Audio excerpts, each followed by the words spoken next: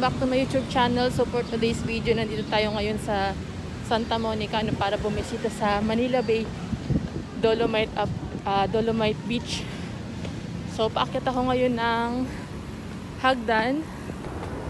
Ayan, so ito yung hagdan patawid ng Manila Bay Walk papunta sa may Dolomite Beach. So ito naman yung Roas Boulevard.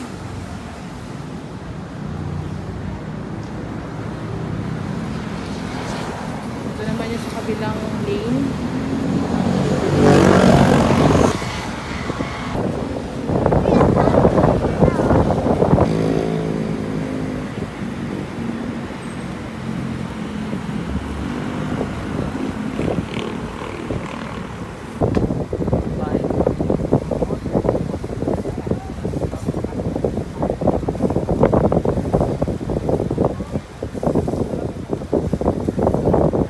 Ako ng hagdan ngayon, no, napakalakas ng hangin dito sa Dolomite Beach ngayon.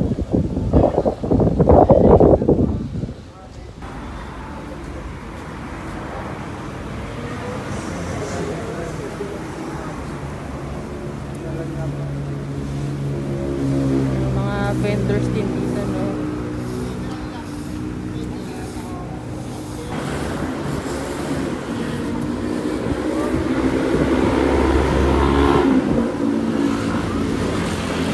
Dito, no, kasi once na paglabas po ninyo ng Dolomite Beach, no, maraming mga kainan sa gilid.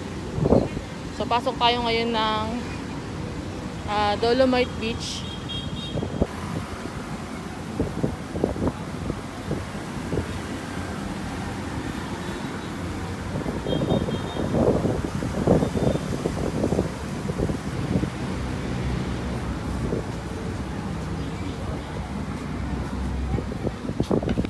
So nandito tayo ngayon sa Manila Bay at kung mapapansin natin na parang may mga basura na naman sa gilid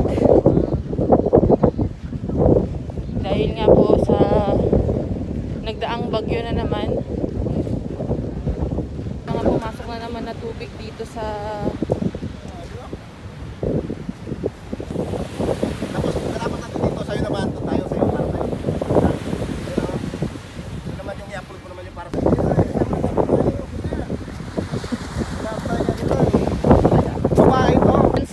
maraming basura ngayon dito sa Dolomite, no? Dahil nga po sa pag ulan-ulan, so natambakan na naman po ng mga basura dito sa gilid. So makikita nyo po yung part na yan. Doon sa phase 1. Ayan, papunta sa may phase 2 or phase 3 siguro dahil hindi pa tayo nakakapunta. Opo, at dito syempre si Ninong! Pamasko ko, Ninong! Ayan o, Ninong! Pamasko ko din!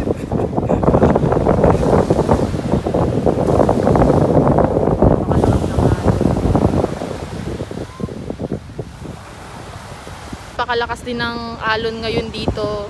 Pati hangin napakalakas dahil nga po may bali-balita na may paparating na naman daw po na bagyo. Kaya, ayan, kung mapapansin nyo, ayan ang hangin. Tinatangay ang aking hair. Mapapansin nyo po, napakalakas ng alon sa aking likuran.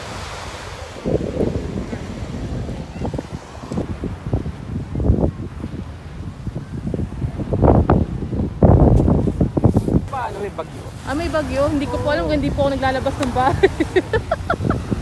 May bagyo.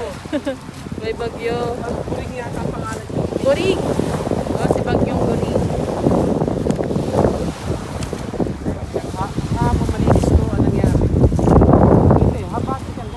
Habagat.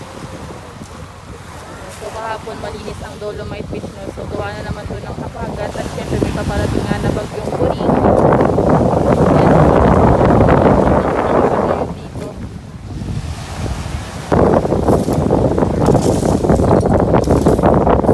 Latest update natin dito sa Manila Bay Dolomite Beach. Sa mga hindi pa po nakaka-subscribe sa aking channel, just click the subscribe button and click the ring bell button para updated po kayo sa mga videos na i-upload ko everyday. So thank you for watching, guys. See you on my next vlog. Bye bye. Para